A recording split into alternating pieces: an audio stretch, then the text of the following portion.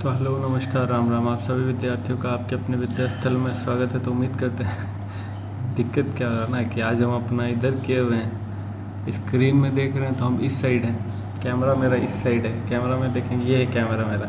अभी हम कैमरे में देख रहे हैं तो तुम लोगों को सीधा दिख रहा होगा, लेकिन अभी हम अपने आप को देख रहे हैं तो थोड़ा सा अजीब हो गया। अपने आप को उधर ही ले जाए तो ही ठीक है यार। लेके उधर गए थे ना कि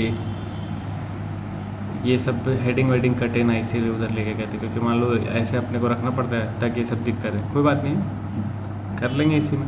फिर से शुरुआत करते हैं। तो क्या कहना है, वेलकम तो कर ही देते हैं। वेलकम वेलकम हो गया। अब चलो आगे बात करते हैं अपने मुद्दे पे। तो जो आज हम लोग डिस्कस करने वाले हैं, इलेक्ट्रिक सेल डिस्कस करने वाले हैं। अब 2-3 वीडियो में ये कंप्लीट हो जाना चाहिए। जैसे आज कोशिश करेंगे इलेक्ट्रिक सेल कर देने का, कल कोशिश करेंगे कॉम्बिनेशन ऑफ सेल कर देने का, और उसके साथ अपना किरचॉफ लॉ, और उसके बाद जो व्हीटस्टोन ब्रिज पोटेंशियोमीटर वगैरह होता है वो कर लेंगे। तो 3 दिन का टॉपिक डिस्कशन है। बाकी जितना दिन और 2-3 दिन न्यूमेरिकल में जो हम लोगों का समय लगे, तो मतलब एक तरह से 5-6 दिन का चैप्टर और है ये, ठीक है। तो अब हम लोग शुरू करते हैं। तो क्या नेम है अपने चैप्टर का? इलेक्ट्रिक। अरे यही वाला दिक्कत, इसलिए ठीक है थोड़ा सा इधर करते हैं और उधर समझाते हैं। थोड़ा सा हम ऐसे उल्टा देखें तो कुछ ये मत समझना कि हम उस टाइप के हैं कि देख कहीं और ते हैं और बात कहीं और करें, इस टाइप वाला। तो क्या बात है, इलेक्ट्रिक सेल।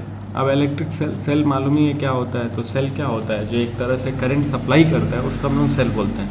तो इसीलिए हमको इलेक्ट्रिक सेल पढ़ना पड़ रहा है, क्योंकि ये भी कहीं ना कहीं करंट को जनरेट करता है। जब इससे भी करंट निकल रहा है तो भाई हम लोग का चैप्टर का नाम ही है इलेक्ट्रिक करंट। तो भाई जिस सोर्स से अपने को इलेक्ट्रिक करंट मिल सकता है, उन सोर्स को तो पढ़ना ही पड़ेगा। तो यहाँ पे ये जो इलेक्ट्रिक सेल है उसको हम लोग बोलते हैं क्या है, एक डिवाइस है। इलेक्ट्रिक सेल एक डिवाइस होता है जो क्या करता है, कन्वर्ट करता है किसको, केमिकल एनर्जी को किस में कन्वर्ट करता है, वो इलेक्ट्रिकल एनर्जी में। तो सिंपल इलेक्ट्रिक सेल का अगर डेफिनेशन बोला जाएगा तो it is a device which convert है chemical energy to electrical energy. ठीक है, ये बात हो गया। अब हम लोग बात कर ले ईएमएफ का। तब अपने आप यहाँ ले आते हैं क्योंकि ईएमएफ अब नीचे है।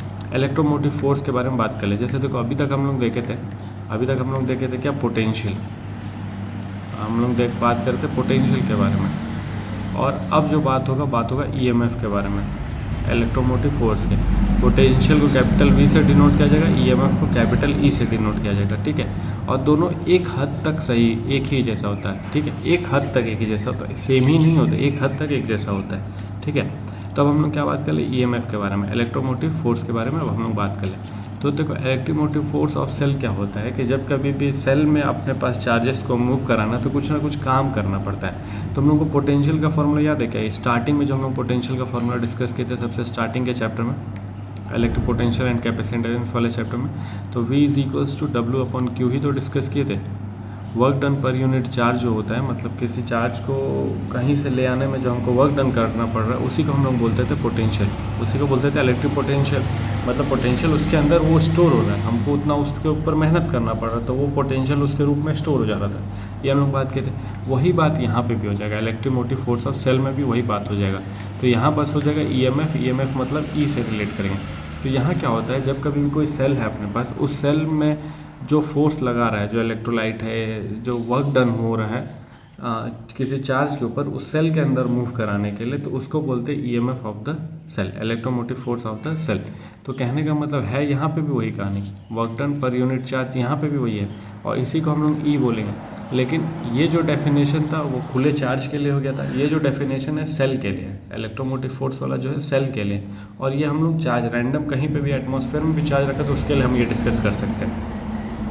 तो अब डेफिनेशन देख लीजिए, इलेक्ट्रोमोटिव फोर्स का सेल का डेफिनेशन क्या है। तो वर्क डन बाय किसके द्वारा, सेल। क्या करने के लिए, moving unit testing charge through the whole circuit is called the EMF of the cell. तो क्या हो रहा है, इसमें किसको वर्क डन करना पड़ रहा है, सेल को वर्क डन करना पड़ रहा है। यहाँ पे कौन वर्क डन कर रहा है, तो यहाँ हम वर्क डन कर रहे थे। तो हमारा जो वर्क डन है उस चार्ज में पोटेंशियल के रूप में स्टोर हो जा रहा था। तो यहाँ पे जो वर्क डन है, जैसे मान लो ये सर्किट है अपने पास, इस सर्किट में जैसे ये सर्किट है अपने पास, और यहाँ पे हम सेल कनेक्ट किए हुए हैं, यहाँ एक रेजिस्टेंस ले लें। तो इस सर्किट में चार्ज को मूव कराने के लिए, इस सर्किट में चार्ज को मूव कराने के लिए जो वर्क डन करना पड़ रहा है, किसको, सेल को। तो इस सर्किट में चार्ज को मूव कराने के लिए जो वर्क डन, और कैसा चार्ज है, यूनिट टेस्टिंग चार्ज है। और यूनिट टेस्टिंग चार्ज मतलब हम कैसा लेते हैं, पॉजिटिव चार्ज लेते हैं। तो अगर टेस्ट चार्ज है, पॉजिटिव चार्ज है, यूनिट पॉजिटिव चार्ज है, तो उस पॉजिटिव चार्ज को इस सर्किट में मूव कराने के लिए जो सेल को काम करना पड़ रहा है, उसी काम को हम लोग बोलते हैं electromotive force of the cell. और यहाँ क्या था, यहाँ पे हम जो काम कर रहे हैं, जैसे मान लो एक चार्ज यहाँ रखा हुआ था, इस चार्ज को हम इनफाइनाइट से किसी एक पॉइंट पे लेके आ रहे हैं, तो यहाँ हम जो काम कर रहे हैं वो काम वर्क डन के फॉर्म में जा रहा था। और यहाँ पे काम कौन कर रहा है, यहाँ पे काम कर रहा है सेल काम कर रहा है, तो इसलिए इसको इलेक्ट्रोमोटिव फोर्स बोलते हैं और यहाँ पे पोटेंशियल बोलते हैं। लेकिन देखो फॉर्मूला दोनों का सेम है, तो यहाँ वर्क डन हम करते हैं, यहाँ वर्क डन सेल करता है, लेकिन काम किस पे हो रहा है, चार्ज पे ही हो रहा है। यहाँ पे सर्किट में मूव कराने के लिए होता है, यहाँ पे एक रैंडम कहीं मूव कराने के लिए होता है। बात समझ आ रहा है, हल्का हल्का क्लियर हो रहा होगा। अब हम लोग बढ़ते हैं आगे। आगे क्या हो गया, डेफिनेशन हो गया। तो अब देखो फार्मूला कैसा आएगा, तो फार्मूला आ जाएगा वर्क डन क्या लिए W, चार्ज क्या ले लिए Q, तो जो EMF हो जाएगा उसको क्या लिखेंगे, तो E is equals to W upon में Q, ये फार्मूला हो जाएगा अपने पास। तो E is equals to W upon की वही फार्मूला हो गया, ठीक, याद रखना पड़ेगा इस फार्मूले को, काम आएगा अक्सर। अब ऐसा यूनिट क्या हो जाएगा, तो ऐसा यूनिट ऑफ इलेक्ट्रोमोटिव फोर्स हम लोग क्या ले लेंगे, तो भाई वर्क डन का क्या होता है ऐसा यूनिट, वर्क डन का ऐसा यूनिट होता है जूल। चार्ज का क्या होता है, तो चार्ज का होता है कूलाम, तो या तो जूल पर कूलाम बोल दो, या तो एक और चीज़ बोल सकते हैं इसको हम लोग वोल्ट। पोटेंशियल का यूनिट क्या होता है, वोल्ट, तो इलेक्ट्रोमोटिव फोर्स का भी यूनिट क्या हो जाएगा, वोल्ट। ठीक है, इतना क्लियर होगा, अभी कोई दिक्कत नहीं होगा, सब आराम से चल रहा होगा, किसी के सिरवाने में कोई परेशानी नहीं होगा, उम्मीद करते हैं। अब हम लोग बात करें internal resistance of the cell. अब देखो अभी तक हम लोग क्या देखे हैं, जैसे होता क्या है, जैसे मान लो ये सर्किट है अपने पास, ये अपने पास सेल हो गया, ये रेजिस्टेंस हो गया, होता ही है ना कि ये जो है ये अपने पास रेजिस्टेंस है, मतलब उस सर्किट में लगा हुआ रेजिस्टेंस है। लेकिन जो भी हम लोग सेल लेते हैं, जो भी हम लोग सेल ले रहे हैं, कोई भी सेल ले रहे हैं, तो उस सेल के अंदर जब चार्ज को मूव कराना पड़ता है तो उसका खुद का भी रेजिस्टेंस होता है। अभी तक हम लोग ये नहीं पढ़े थे। तो ये जो सेल हम जो भी ले रहे हैं, तो अब सेल के बगल में एक छोटा सा रेजिस्टेंस हम लोग ऐसे बना दिया करेंगे। तो इसका मतलब क्या है, ये जो रेजिस्टेंस है किसका, इस सेल का रेजिस्टेंस है। तो जब कभी भी हम लोग इंटरनल रेजिस्टेंस ऑफ सेल के बारे में बात करें, मतलब जो भी हम लोग सेल लिए हैं उस सेल का खुद कुछ रेजिस्टेंस होगा, उसी रेजिस्टेंस को हम लोग बोलते हैं इंटरनल रेजिस्टेंस ऑफ सेल। तो वही बात हो जाएगा, the resistance created by electrolyte of the cell to flow the current through it, मतलब उसके अंदर से खुद करंट को पास करने के लिए जो मेहनत करना पड़ रहा है उसके अंदर से, अभी सर्किट में नहीं, खुद सेल के अंदर से जो करंट को फ्लो करने के लिए, चार्ज को फ्लो करने के लिए मेहनत करना पड़ रहा है, वो किस वजह से उसको एक्स्ट्रा मेहनत करना पड़ रहा है, इंटरनल रेजिस्टेंस की वजह से। तो उसी चीज़ को हम लोग बोलते हैं internal resistance of the cell. ठीक तो ये रेजिस्टेंस किसका होता है, सेल का होता है, खुद का रेजिस्टेंस होता है। और थोड़ा सेल का खुद का रेजिस्टेंस होता है, अरे यार हाँ, तो ये जो इंटरनल रेजिस्टेंस हम लोग बात करें, इंटरनल रेजिस्टेंस सेल का खुद का रेजिस्टेंस होता है, इसलिए इसको हम बोलते हैं internal resistance of the cell. इसको लिखते कैसे या बनाते कैसे हैं, तो बनाने वाला डायग्राम बताई दिए। जैसे मान लो ये अगर हम कोई भी सेल ले रहे हैं, ये कोई भी अगर हम सेल लिए हैं, जैसे ये सेल हो गया अपने पास, तो यहाँ एक छोटा सा रेजिस्टेंस बना देंगे, ये हो जाएगा R और ये हो जाएगा अपने पास EMF। ठीक, ये हो गया internal resistance of the cell. अब आगे बात कर लें हम लोग, इट इज़ डिनोटेड बाय, देखो it is denoted small r से डिनोट कर रहे थे हम लोग, तो it is denoted by small r, denotation क्या हो जाएगा स्मॉल r। अब बाकी सर्किट में जो रेजिस्टेंस लगा रहेगा उसको हम डिनोट करेंगे कैपिटल R से, ये सर्किट का रेजिस्टेंस है। और अगर इंटरनल रेजिस्टेंस ये हो जाएगा किसके लिए, सेल के लिए। ठीक है अब देखा जाए इंटरनल रेजिस्टेंस ऑफ सेल किन किन चीज़ों पे डिपेंड करता है, तो internal resistance of cell depend करेगा किन किन चीज़ों पे, तो देख लीजिए internal resistance of cell depend on the following factors.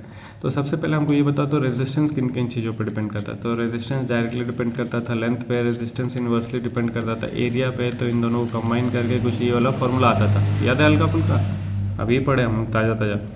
तो वही बात हो जाएगा इंटरनल रेजिस्टेंस के लिए। लेकिन जो इंटरनल रेजिस्टेंस के लिए बात होगा वो सारा बात होगा सेल के लिए। जैसे मान लो अगर हम ये सेल एक ड्रॉ कर दे रहे हैं, जैसे लेट अस सपोज कि ये एक सेल है, ठीक है, तो ये सेल है, तो इसका जो इंटरनल रेजिस्टेंस आ रहा है वो किन किन चीज़ों पर डिपेंड करेगा भाई, उसके लेंथ पे डिपेंड करेगा, उसके एरिया पे डिपेंड करेगा, और इसके अंदर किस तरीके का मटेरियल इस्तेमाल किया है उस पर डिपेंड करेगा, होगा ही ना तो वही देख लीजिए।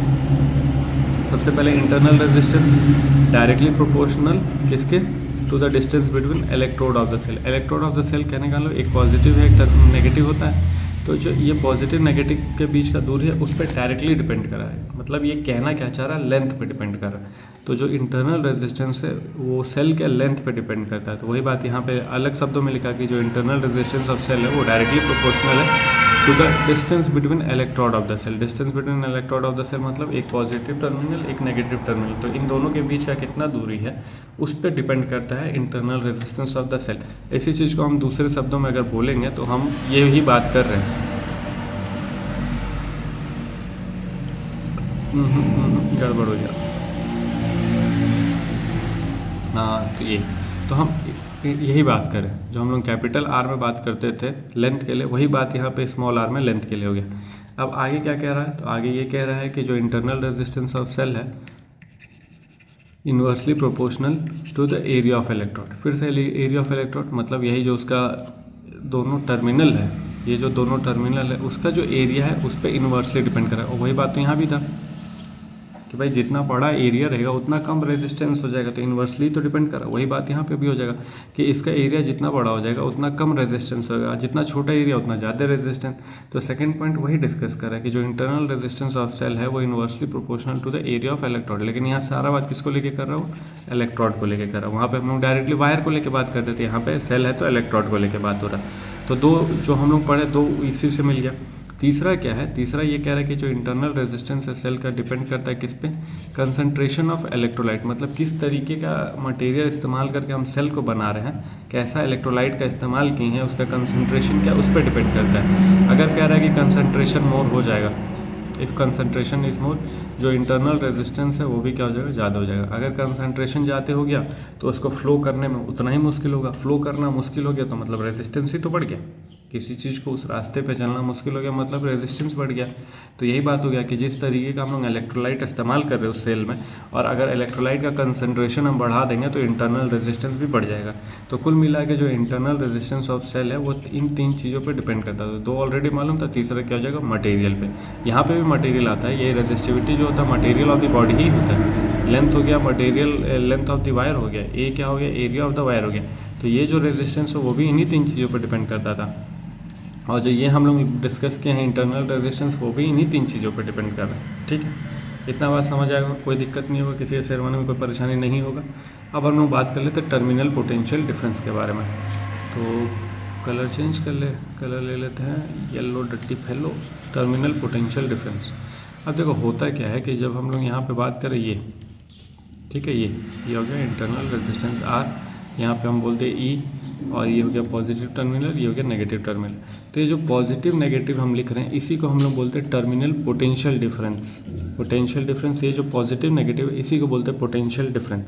तो यहाँ तो ईएमएफ जो ई है और ये जो पॉजिटिव नेगेटिव टर्मिनल को बता रहे हैं वो है पोटेंशियल डिफरेंस। जैसे अभी हम लोग फार्मूला भी देखे थे, ई इज इक्वल्स टू क्या था, W/Q, V is equals to भी क्या था, W/Q। तो कहीं ना कहीं ई और वी आपस में एक दूसरे से रिलेट कर रहा है। वही बात यहाँ पे भी हो रहा है कि अगर हम इलेक्ट्रोमोटिव फोर्स के मतलब ई के बारे में बात करें तो सेल को लेके बात करें, वी को लेके बात करें तो पोटेंशियल डिफरेंस को लेके बात करें, पोटेंशियल को लेके बात करें। वही बात यहाँ पे कर रहा है कि जो रिप्रेजेंटेशन ऑफ सेल को इस तरीके से बनाया जाएगा। तो सेल को बनाने का तरीका यही है, इसको घेर दिया है, ज़्यादा कुछ नहीं है, यही बनाया है। इसके बाद इसको ऐसे करके घेर दिया। तो हम लोग घेरेंगे नहीं, हम लोग बस ये बना देंगे कि ये अपना ये इंटरनल रेजिस्टेंस हो जाएगा। तो अब डेफिनेशन क्या है टर्मिनल पोटेंशियल डिफरेंस का, क्या है कि when current is drawn from the cell, if from the cell the potential difference between two terminal of the cell is called terminal potential difference. तो ये जो पॉजिटिव नेगेटिव है, ये जो पॉजिटिव नेगेटिव है इसी को हम लोग बोलते हैं टर्मिनल पोटेंशियल डिफरेंस। मतलब जो दो टर्मिनल है उन दो टर्मिनल के बीच में जो पोटेंशियल है उसका जो डिफरेंस है उसी को बोलते हैं पोटेंशियल डिफरेंस। जैसे अभी हम लोग कल न्यूमेरिकल, कल परसों में जो भी न्यूमेरिकल सॉल्व किए थे अपने पास, जैसे हम जो भी सर्किट ले रहे थे, जैसे मान लो ये सर्किट हो गया अपने पास, और बोलते रहते हैं यहाँ पे 20 वोल्ट का बैटरी कनेक्टेड है, तो 20 वोल्ट का तो एक तरफ हम 0 ले रहे थे, दूसरी तरफ 20 पोटेंशियल ले रहे थे ना। तो ये जो पोटेंशियल डिफरेंस मतलब एक टर्मिनल में 0 पोटेंशियल, मतलब दूसरे टर्मिनल में 20, तो ये जो अंतर आ रहा है इसी को बोलते हैं हम लोग पोटेंशियल डिफरेंस। और ये अपने पास 20 EMF का वोल्ट का 20 वोल्ट का बैटरी था, ये उसका EMF हो गया। लेकिन दोनों पोटेंशियल के बीच में जो अंतर देखने को मिलता है उसको हम बोलते हैं पोटेंशियल डिफरेंस। दोनों टर्मिनल के बीच में जो अंतर देखने को मिलता है, तो EMF तो 20 वोल्ट का बैटरी था, लेकिन अगर हम लोग यहाँ पे पोटेंशियल डिफरेंस बोल देंगे तो पोटेंशियल डिफरेंस भी कितना आएगा, 20, क्योंकि एक तरफ हम क्या ले लिए पोटेंशियल 0 और एक तरफ ले लिए 20, तो उस हिसाब से जो पोटेंशियल डिफरेंस है वो भी 20 है, और जो EMF है, जो बैटरी का EMF वो भी कितना है, 20। तो वही बात तो यहाँ था, दोनों सेम ही होता है, लेकिन दोनों का डेफिनेशन क्या है, तो पोटेंशियल डिफरेंस है दो टर्मिनल के बीच का जो पोटेंशियल का अंतर है उसको हम बोलते हैं पोटेंशियल डिफरेंस। और ईएमएफ क्या है, तो ईएमएफ बैटरी का ईएमएफ है, बैटरी जो भी हम लोग लेंगे, जो भी सेल लेंगे उसका ईएमएफ अपने को देखने को मिलेगा। अब पोटेंशियल डिफरेंस उसी ईएमएफ की वजह से आएगा, ठीक है। क्या अब मतलब अब देखो अभी तक यहाँ ऐसा हम नहीं बोल रहे हैं कि दोनों सेम ही, हम बोल रहे हैं दोनों एक तरह से सेम है। हम यहाँ पे ये अभी तक कहीं नहीं लिखे, E is equals to B अभी तक हम कहीं नहीं लिखे। जैसे अगर हम रिलेट करें जाके, जैसे इसको इक्वेशन 1 और इक्वेशन 2 बना के तो हम ये बोल सकते हैं, लेकिन ये अभी तक हम लिखे नहीं कहीं, और ये अभी लिखना भी नहीं है। क्यों नहीं लिखना है, क्योंकि आगे अभी हम लोग बात करेंगे कि भाई ये कंडीशन जरूर नहीं कि होगा, इसलिए अभी तक हम ये लिखे नहीं है कि जो E है और जो V है दोनों इक्वल है, दोनों सेम है। हम बोल रहे एक तरह से सेम है। एक तरह से सेम कहने का मतलब ईएमएफ जो है सेल के लिए बात हो रहा है, वी जो है बाहर जो चार्ज है उसके लिए बात हो रहा है। तो एक तरह से सेम है, लेकिन दोनों एग्जैक्टली सेम नहीं है। वही बात यहाँ पे भी हो गया कि अगर ईएमएफ 20 वोल्ट है तो पोटेंशियल डिफरेंस भी 20 वोल्ट है, लेकिन दोनों सेम ही है, मतलब ये दोनों एक ही चीज़ है, ये गलत बात हो जाएगा। पोटेंशियल डिफरेंस ये है कि दो टर्मिनल के बीच का जो पोटेंशियल का अंतर है वो है पोटेंशियल डिफरेंस। ईएमएफ ये है कि सेल का ईएमएफ है, मतलब कि अगर किसी एक चार्ज को मूव कराना किसी एक सेल में तो उसका कितना वोल्ट कितना वर्क डन करना पर यूनिट चार्ज, वो है अपने पास ईएमएफ, ठीक है। दोनों का डेफिनेशन अलग अलग है भाई मेरे, लेकिन आर वैल्यू से। तो ये चीज़ों को रटना नहीं है, समझना है। पोटेंशियल डिफरेंस दो टर्मिनल के बीच का जो पोटेंशियल का अंतर है उसको पोटेंशियल डिफरेंस। ईएमएफ सेल का होता है, ईएमएफ यहाँ दिया रहेगा। पोटेंशियल डिफरेंस हम लोग सर्किट में निकालेंगे, ठीक है, जो हम लोग क्वेश्चन में सॉल्व भी कर रहे थे। तो उम्मीद करते हैं पोटेंशियल डिफरेंस समझ आएगा। अब क्या होगा, एक रिश्ता अपने को बनाना पड़ेगा किसके किसके बीच में, तो पोटेंशियल डिफरेंस के बीच में। पोटेंशियल डिफरेंस मतलब जिसको हम लोग V बोल रहे हैं, ईएमएफ ऑफ द सेल जिसको E बोल रहे हैं, और इंटरनल रेजिस्टेंस जिसको हम लोग स्मॉल r बोल रहे हैं। तो सबसे पहले तो एक सर्किट होना चाहिए अपने पास, तो सर्किट बना लिया जाए। तो सर्किट हो गया अपने पास ये मतलब जो यहाँ बना वही हम कॉपी पेस्ट करते रहे, ठीक है। या चलो ऐसे बना देते हैं, अपना ही वाला बना देते। ये हो गया अपने पास इंटरनल रेजिस्टेंस, ये हो गया एक्सटर्नल रेजिस्टेंस, ये हो गया अपने पास की, ये हो गया सर्किट कंप्लीट। तो मान लो इसमें हम करंट फ्लो चालू करवा दें। करंट फ्लो कुछ ऐसा जाएगा, आई करंट जा रहा है, capital R resistance, small r resistance, ये हो गया ईएमएफ E, ये हो गया करंट यहाँ से ऐसे पार करता हुआ जा रहा है। तो ये इतना डायग्राम तो मालूम है, इसमें कोई दिक्कत नहीं होना चाहिए। ये सब तो यहाँ पे ईएमएफ E है, इंटरनल रेजिस्टेंस R है, ये पॉजिटिव टर्मिनल नेगेटिव करंट का डायरेक्शन ही हो गया, इसमें कोई दिक्कत नहीं है, ये सब समझ आ रहा होगा। अब हम लोग क्या बात कर लेंगे, इसी सर्किट के लिए हम लोग निकालेंगे एक एक करके सारा वैल्यू।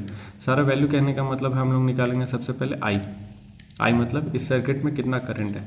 तो अगर हमको सर्किट का करंट निकालना है तो हमको लेना पड़ेगा टोटल ईएमएफ अपॉन में टोटल रेजिस्टेंस, तभी तो हम निकाल पाएंगे टोटल करंट सर्किट में। तो टोटल ईएमएफ तो E है, लेकिन जो टोटल रेजिस्टेंस आएगा वो आएगा R प्लस R। क्या ये बात समझ आए, ईएमएफ E है बैटरी का, और जो टोटल रेजिस्टेंस है भाई ये कैपिटल R का रेजिस्टेंस या स्मॉल r का रेजिस्टेंस। तो पूरे सर्किट में जो रेजिस्टेंस है वो ये है। अब हम लोग इस्तेमाल करेंगे ओम्स लॉ का, ये तो अपने पास एक आ गया जिसको हम बोल देंगे इक्वेशन 1, ठीक है। अब हम लोग ओम्स लॉ का इस्तेमाल करेंगे। फ्रॉम ओम्स लॉ क्या पता अपने को, from ohm's law we know, तो क्या जानते हैं भाई, V is equals to I R. और यहाँ से अगर I निकालने जाएंगे तो क्या मिलेगा अपने को, V अपॉन में R। ये इक्वेशन 1, ये इक्वेशन 2, दोनों तरफ करंट के बारे में बात हो रहा है। यहाँ पे हम लोग करंट निकाले सर्किट में, और ये करंट आया ओम्स लॉ से।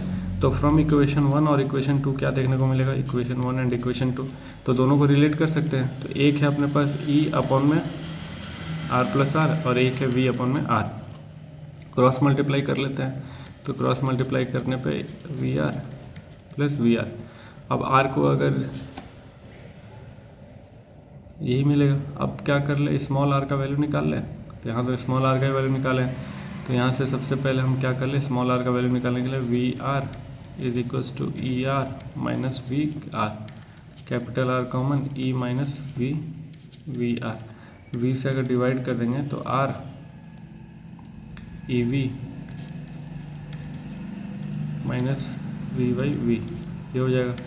तो small r capital R EV by V minus 1। तो कुल मिला के इंटरनल रेजिस्टेंस अगर लिखने जाएंगे तो हम लोग क्या मिल जाएगा, कैपिटल R EV माइनस 1। और इस टॉपिक का हेडिंग क्या था, relation between potential EMF and internal resistance. तो इन तीनों के बीच में रिलेशन लेना था। तो देखो यही तीन है कि नहीं, पोटेंशियल, ईएमएफ, इंटरनल रेजिस्टेंस। तो सर्किट में जो जो चीज़ है अपने पास सबका एक रिलेशन आ गया। तो ये एक फार्मूला आ गया। इससे सिंपल हम बोलेंगे ना ये है, तो इसको याद रखो। अगर ये याद हो पाए तो इसको याद रख लो, चाहे ये याद हो पाए तो इसको याद रख लो। ये थोड़ा अजीब तरीके से अगर याद हो जाता है तो अच्छी बात है, अगर याद हो जाता है इसको याद करो, कोई दिक्कत नहीं है। लेकिन अगर डेरिवेशन आएगा तब तो हमको पूरे यहाँ तक सॉल्व, अभी आगे भी सॉल्व करना पड़ेगा। लेकिन अगर मान लो न्यूमेरिकल में हमको फार्मूला इस्तेमाल करना, तो जो स्टेप में सिंपल फार्मूला लगे उसको याद कर लो, ठीक है। तो ये तो एक रिलेशन हम लोग ले आती है। अब हम लोग क्या देखेंगे, इक्वेशन 1 से अगर देखा जाएगा, फ्रॉम इक्वेशन 1, तो इक्वेशन 1 क्या था, तो इक्वेशन 1 था I is equals to E upon में R प्लस आर। अब हम थोड़ा सा इस R को उधर भेज दें, तो यहाँ लिखेंगे I R plus I R is equals to E. तो यहाँ से क्या मिल जाएगा, E is equals to I R क्या है V प्लस आई आर। अब यहाँ से हम क्या लिखेंगे, जो देखो अब यहाँ से हम क्या बोल सकते हैं, बोलने को अभी तक हम क्या बोल रहे थे, एक तरह से E और V सेम है। हम क्या बोल रहे थे अभी तक, एक तरह से E और V सेम है। लेकिन E और V में क्या रिलेशन आ गया, तो E V में रिलेशन आ गया, E is equals to V plus I r, ये रिलेशन आ गया अपने पास। कहने का मतलब अगर हम लोग लिखने जाएंगे, अगर हम लोग लिखने जाएंगे EMF और V इक्वल है, तो ये इक्वल कब होगा, एक कंडीशन पे इक्वल होगा, जब इंटरनल रेजिस्टेंस 0 हो जाएगा सेल का। समझ आया। अभी तक इसलिए हम इक्वल नहीं लिख रहे थे, हम बोल रहे थे एक तरह से सेम है EMF और पोटेंशियल। लेकिन अगर हमको बोलना है कि सेम कब होगा, भाई हमको वो रीज़न बताओ सेम कब होगा, तो सेम तब होगा, EMF और पोटेंशियल सेम तब होगा जब एक तो ये फार्मूला में जब हम इंटरनल रेजिस्टेंस को 0 कर दें। अगर इंटरनल रेजिस्टेंस को हम 0 कर देंगे तो E जो है किसके बराबर हो जाएगा, V के। और अभी तक हम लोग जितना क्वेश्चन डिस्कस किए हैं या फिर जितना टॉपिक पढ़े थे उसमें इंटरनल रेजिस्टेंस नाम का कोई चीज़ नहीं आया था।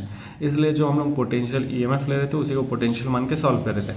लेकिन अब इंटरनल रेजिस्टेंस नाम का एक टॉपिक आ गया है, जिससे हमको क्या पता चल गया कि जो EMF होगा, EMF जो होगा सेल का, वो क्या होगा, जो पोटेंशियल है प्लस में इंटरनल रेजिस्टेंस के प्रोडक्ट का करंट के साथ होगा, ठीक है। अब यहाँ से भी हम लोग कुछ एक रिलेशन निकालेंगे। एक रिलेशन तो ये आ गया, अब इसे कुछ कंक्लूड करेंगे, रिलेशन में कुछ कंक्लूड करेंगे।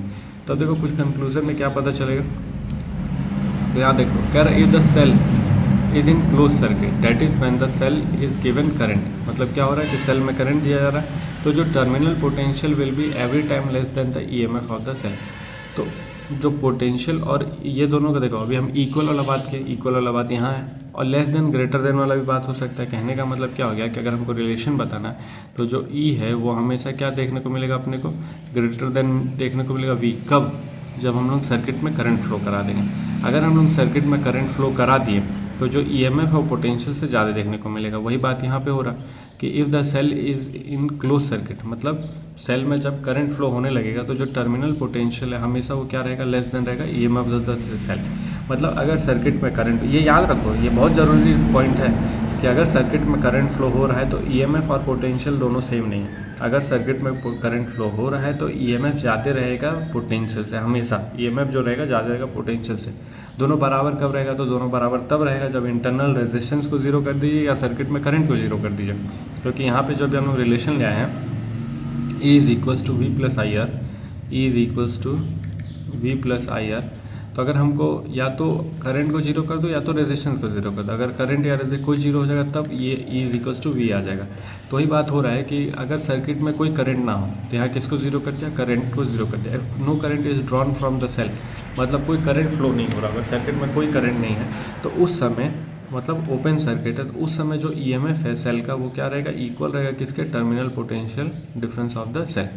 तो ये कंडीशन बहुत ज़रूरी है याद रखना। एक तो ये डेरिवेशन हम लोग एक रिलेशन भी देख लिए, रिलेशन किसके किसके बीच में, पोटेंशियल, EMF और इंटरनल रेजिस्टेंस, ठीक है। और साथ साथ हम लोग पोटेंशियल और EMF के बीच में भी एक रिलेशन देख लिए। पोटेंशियल और EMF से हमको क्या पता चला कि जब कभी भी सर्किट में करंट फ्लो करेगा तो जो पोटेंशियल होगा वो हमेशा छोटा रहेगा EMF ऑफ द सेल का, ठीक है। और अगर हमको दोनों को बराबर करना है तो हमको सर्किट में करंट 0 करना पड़ेगा, तब दोनों बराबर हो जाएगा। तो उम्मीद करते हैं कि जो भी कहानी था अभी तक का समझ आएगा। बाकी अपने पास कार्बन रेजिस्टर है, तो कार्बन रेजिस्टर जो ना कलर कोडिंग पे डिपेंड करता है। तो ये शायद कट गया टॉपिक, ठीक है। ठीक है, एक बार हम चेक कर लेंगे सिलेबस। तो ये शायद कट गया है, अगर कट गया है तो पढ़ने का कोई मतलब नहीं है, कलर कोडिंग पे है ये, तो इसको छोड़ देंगे। नहीं कटा है तो नेक्स्ट क्लास में डिस्कस कर लेंगे। बाकी इसके बाद कॉम्बिनेशन ऑफ सेल वगैरह है, तो कॉम्बिनेशन ऑफ सेल अगर शुरू करेंगे ना तो वीडियो काफ़ी लंबा बन जाएगा। वैसे 24 मिनट का हो गया, तो अभी 20-25 मिनट और हमको लगता है चल जाएगा, कॉम्बिनेशन ऑफ सेल शुरू कर देंगे। तो आज का वीडियो यही रहने देते, छोटा सा वीडियो है, लेकिन जो भी पढ़े हैं अच्छा चीज़ पढ़े हम लोग, और उम्मीद करते हैं जो भी पढ़ेंगे समझ आया होगा। तो बाकी एक बार सारी चीज़ों को रिवाइज कर लेना। बाकी हम लोग मिलते हैं नेक्स्ट वीडियो में, थोड़ा मोड़ा पढ़ाई करते रहो, मेहनत करते रहो। तब तक के लिए राम राम।